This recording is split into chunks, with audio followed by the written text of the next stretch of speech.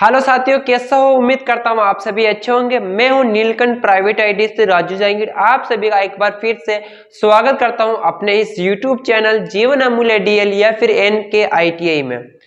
आज हमारा यह वीडियो डीसी जनरेटर का छठा भाग होने वाला है, जो कि हम इस वीडियो के अंदर जानने वाले स्व उत्तेजित जनरेटर के बारे में, किस तरह से कार्य करता है, किस तरह से होने वाला है और विद्युत वाहक बल की समीकरण किस तरह से बनती है और किस तरह से इसका मान को परिवर्तित किया जाता है।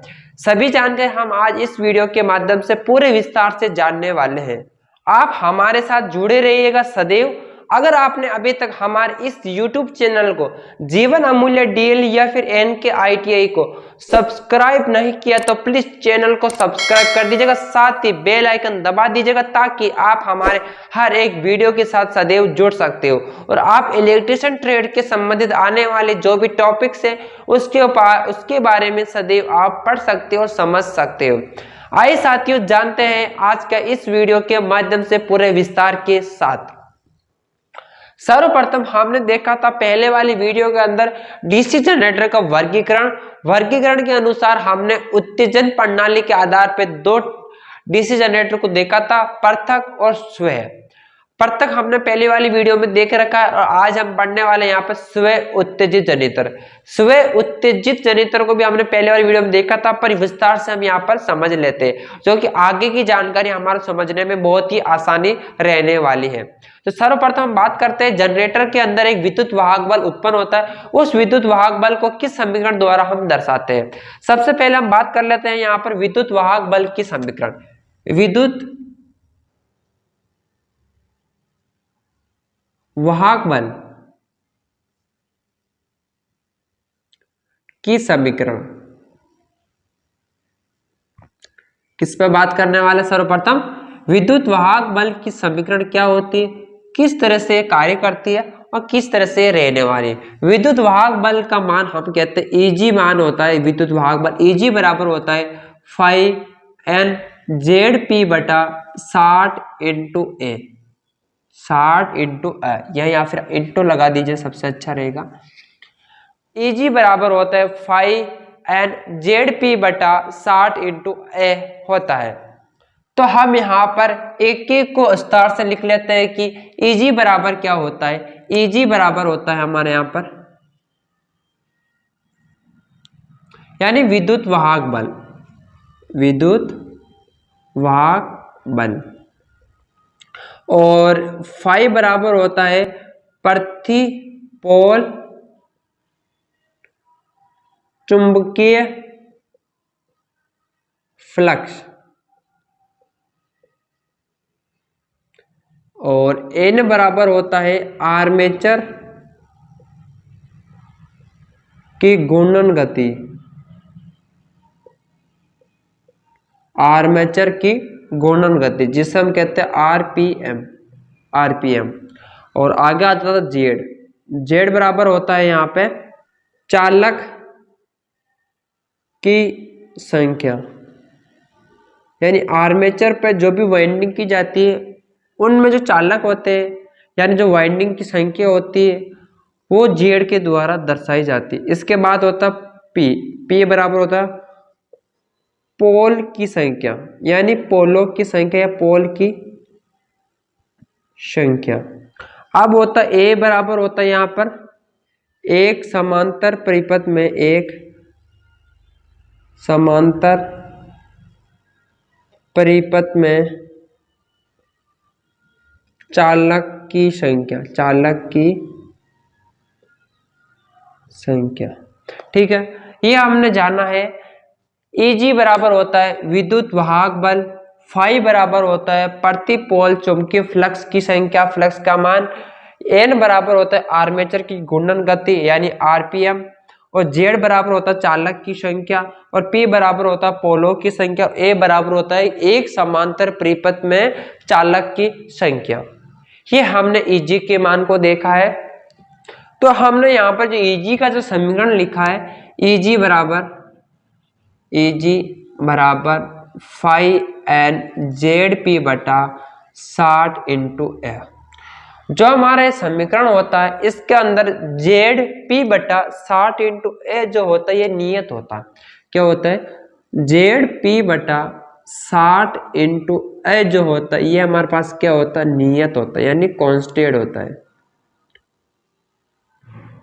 इसका मान नियत होता है। अगर हमारे Eg के मान में यदि कोई नियत होता है उसके मान को कभी परिवर्तित नहीं किया जा सकता है, तो बाद में जो बचता है हमारे यहाँ पर φn बचता है। क्या बचता है? φn। Eg बराबर φn होता है, यानी Eg बराबर φn होता है।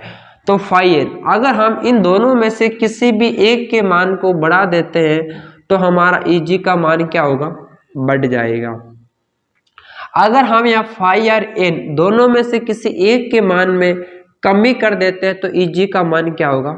कम हो जाएगा। यानी जो Eg समानुपाती होता है फाई इंटू एन के ऊपर होता है, तो हम यहाँ लिख सकते हैं Eg समानुपाती फाई या Eg समानुपाती एन।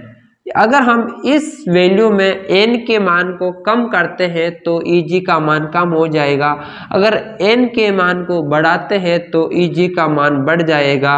अगर हम 5 के मान को कम करते हैं तो Eg का मान कम हो जाएगा। 5 के मान को बढ़ाते हैं तो Eg का मान भी बढ़ जाएगा।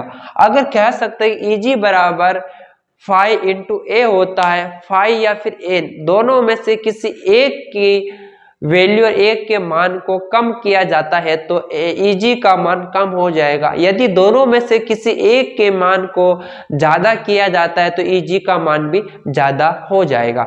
यानी हम यहाँ देख सकते हैं कि Eg बराबर यदि हम 5 के मान को 5 वेबर रखें तो अगर n के मान को हम 10 रखते हैं तो हम कह सकते हैं 5 इंटू 10 क्या होगा? 50। Eg का मान कितना हुआ? 50। यदि हम कह सकते हैं 5 के मान को अगर मैंने यहाँ पर बढ़ा दिया, 5 को हटाकर 8 कर दिया, यानी 5 के मान में अगर मैंने बढ़ोतरी कर दी है तो Eg बराबर क्या होगा? 8 इंटू 10 हो जाएगा। तो Eg बराबर क्या होगा? 80 होगा। यानी दोनों में से किसी भी एक के मान में यदि वृद्धि की जाती है तो Eg के मान में वृद्धि हो जाएगी। अगर दोनों में से किसी एक के मान को कम किया जाए तो उसमें Eg का मान भी कम हो जाएगा।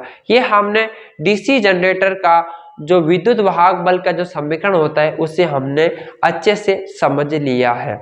अगर साथियों आपको विद्युत वाहक बल के समीकरण में किसी भी तरह की कोई भी समस्या हो तो आप मुझे कमेंट कर सकते हो। मैं आपके हर एक सवाल का अच्छे से जवाब देने की कोशिश करूंगा।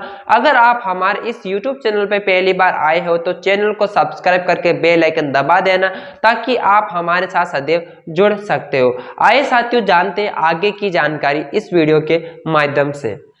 अब हम यहाँ पर स्वयं उत्तेजित जनरेटर देखने वाले हैं। स्वयं उत्तेजित जनरेटर जिस वक्त हम फील्ड वाइंडिंग को किसी बाह्य स्रोत से संयोजित करके अगर उसमें से फ्लक्स उत्पन्न करते हैं तो उसे हम पृथक उत्तेजित जनरेटर कहते हैं। लेकिन यहाँ पर स्वयं उत्तेजित जनरेटर का मतलब होता है कि उसे किसी बाह्य स्रोत से संयोजित नहीं करेंगे, केवल और केवल हम इसी से उत्पन्न होने वाला जो विद्युत वाहक बल है उसके माध्यम से उसमें विद्युत धारा प्रवाहित करेंगे, तो उसी को हम स्वयं उत्तेजित जनरेटर कहेंगे।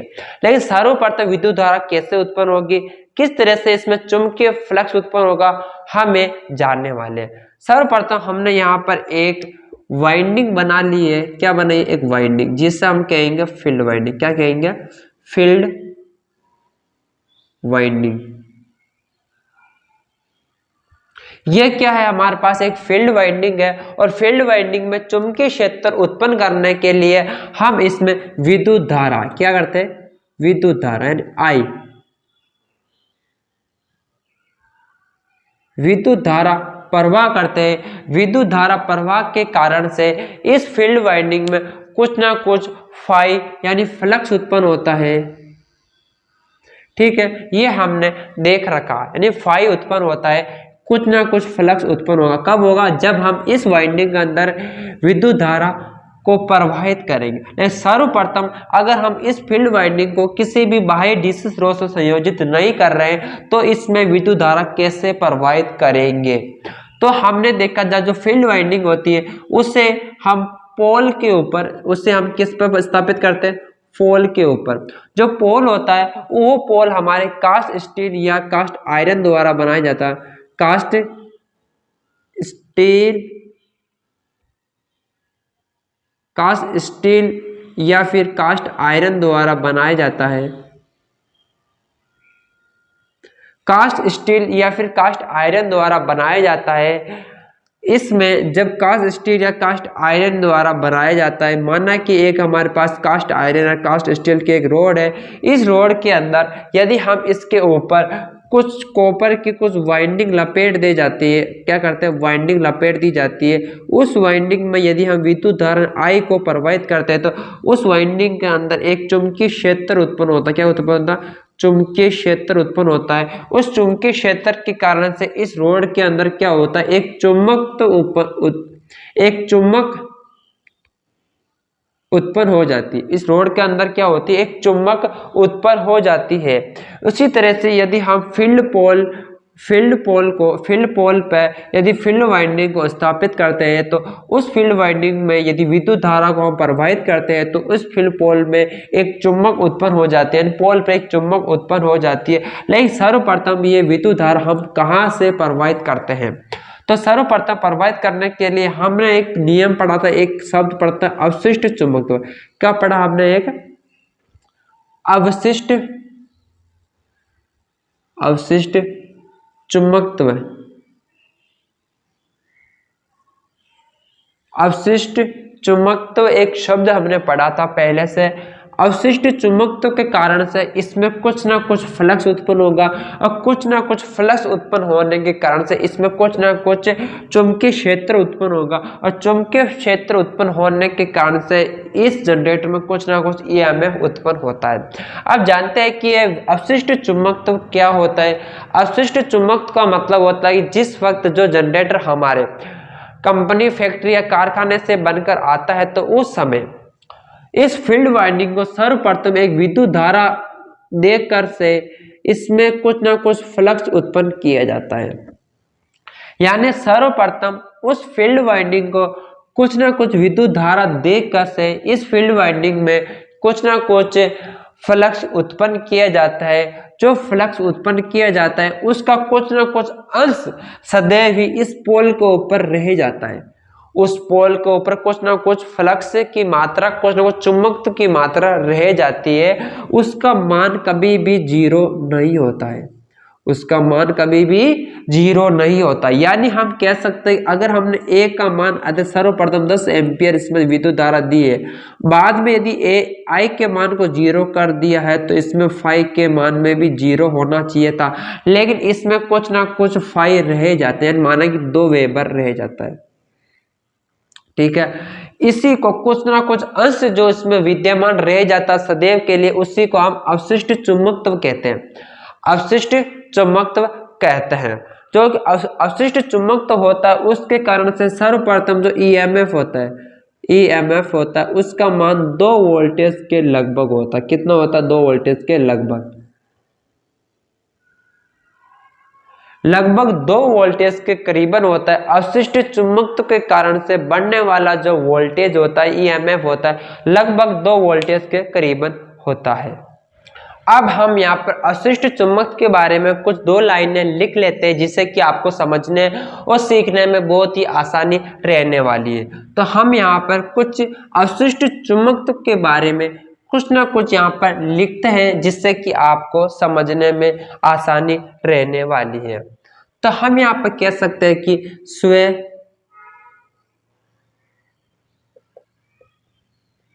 उत्तेजित जनित्र को सर्वप्रथम फील्ड वाइंडिंग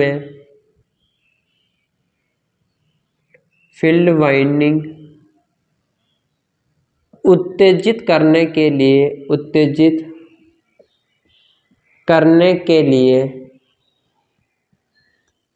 के लिए स्वयं में से उत्पन्न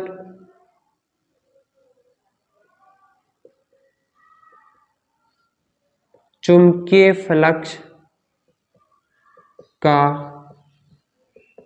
उपयोग किया जाता है। ठीक है, ये हमारे पास पहला पॉइंट हो गया। अब लिखते हैं दूसरे पॉइंट के अनुसार, यहां पर हम सर्वप्रथम अवशिष्ट चुंबकत्व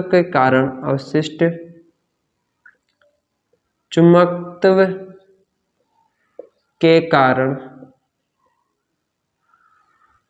Eg का मान 2 वोल्टेज के लगभग होता है।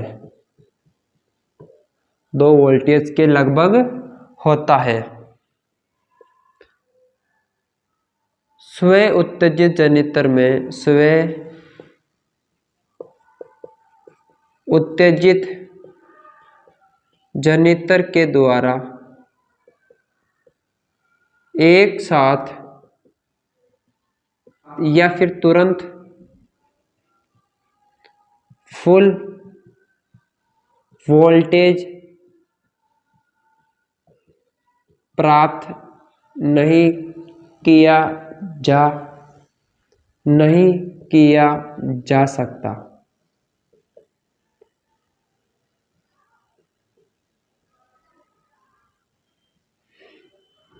ठीक है, ये हमारा हो चुका अवशिष्ट चुंबकत्व क्या होता है, जो कि मैंने आपको यहाँ पर 2-3 पॉइंट लिखाकर समझाने की कोशिश की है। जब आप इनको समझेंगे तभी आपको अच्छे से समझ में आ पाएगा। जो हम जनरेटर पढ़ने वाले हैं इसके बाद में कौन सा, सीरीज, शंट और कंपाउंड, तीनों ही जनरेटर किस पर निर्भर करेगा, अवशिष्ट पर, अवशिष्ट चुंबकत्व पर निर्भर करने वाले हैं। तो अवशिष्ट चुंबकत्व क्या होता है मैंने आपको इसके माध्यम से जानकारी दी है। अब हम इसके बाद जो जनरेटर पढ़ने वाले हैं, सर्वप्रथम सीरीज जनरेटर। अब आने वाली जो अगली वीडियो है उसमें हम सीरीज जनरेटर के बारे में विस्तार से बात कर लेंगे। तो विस्तार से बात करने के लिए आप हमारे साथ जुड़े रहिए। जुड़ने के लिए आपको हमारा इस YouTube चैनल को सब्सक्राइब कर लेना, साथ ही बेल आइकन दबा देना। अगर आपका किसी भी तरह कोई कमेंट कोई भी हो तो आप मुझे व्हाट्सएप पर नीचे मोबाइल नंबर दिया गया उस पर आप मुझे हाय हेलो करके कमेंट कर सकते हो। यदि आपको किसी भी तरह की कोई भी ITI के संबंधित जानकारी लेनी है तो आप मुझे कॉल कर सकते हो। मोबाइल नंबर आपको स्क्रीन पे दिया गया है। एक बार फिर से मैं आप सभी का स्वागत करूंगा नए वीडियो के साथ। तब तक के लिए जय हिंद, जय भारत, वंदे मातरम।